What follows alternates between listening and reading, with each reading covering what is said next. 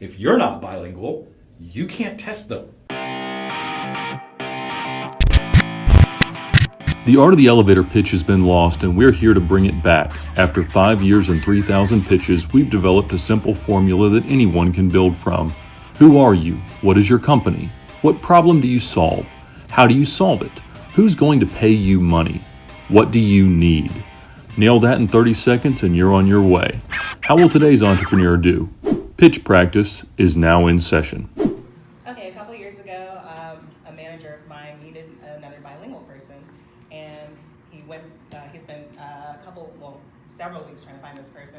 He interviews them, and they say that they're fluent in Spanish, only to learn that after we hired her, she wasn't. So my name is Brittany from Lingo Qualifier, and my app, I want to design an app to solve this problem. And really what I need is maybe a seed funder to help get this started. Now, let's break down today's pitch. Well, we know exactly who she is. She's Brittany from Lingo Qualifier. Couldn't be any simpler than that. She didn't lead with her name. She led with the problem, which I love. She led with a story about the problem. That's awesome. Start with why. Start with why. Start with the problem and tell a story about that problem. That's exactly what Brittany did. I thought that was great. She really took her time and told the story about her former employer her employer who was trying to hire somebody, spent weeks trying to hire somebody. That means money. Thought they were bilingual, hired them, turns out not really fluent. There's got to be a way to solve that problem. That's a problem. When you hire somebody, hiring people is expensive. And taking all that time to hire somebody, especially if you need to be bilingual, because if you're not bilingual, you can't test them.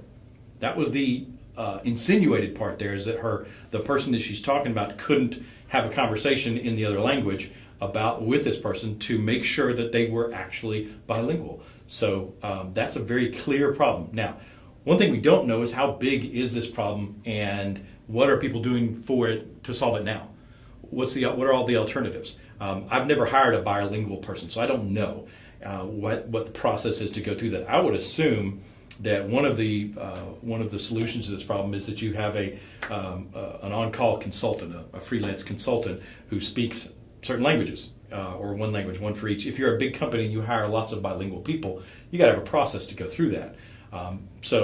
Maybe she's targeting this kind of the small company to medium company who don't have that resource, and they need a simple way to solve it. But what we don't know is how big is this problem? How many people every year are hired who say they're bilingual and are not, and immediately have to get fired? Because that would be the only solution. You can't. I guess you could invest in somebody and teach them a language, but you're hiring them because they're bilingual, so you're probably not going to do that. Her solution? Well, she didn't have a solution, but what I like is she said she wants to solve it. So she wants to build an app to solve this problem. Now, it's great that she wants to solve the problem.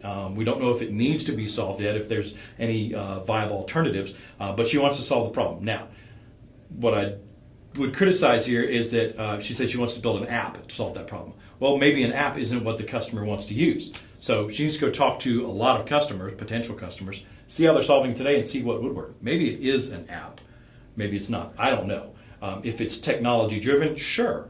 Great, but go out and do customer discovery to find out what they're doing today and see what the best solution would be.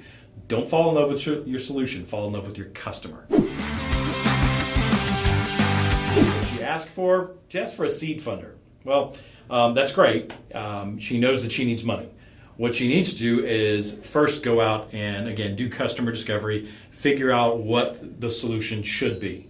Assuming it's a problem that really needs to be solved, what should the solution be? What's the best thing for all the hundreds of people that she spoke to during customer discovery to solve this issue? And then build that. And then figure out how much it's going to take to build that. What amount of money would get her from idea to prototype to product to scale? She needs to know that much. She needs to do that homework and figure out what she's going to do. Now, she's up here just pitching an idea, which is great, and she's going to get lots of feedback on that. So congratulations there. Well done. Keep pursuing this problem, but go do customer discovery.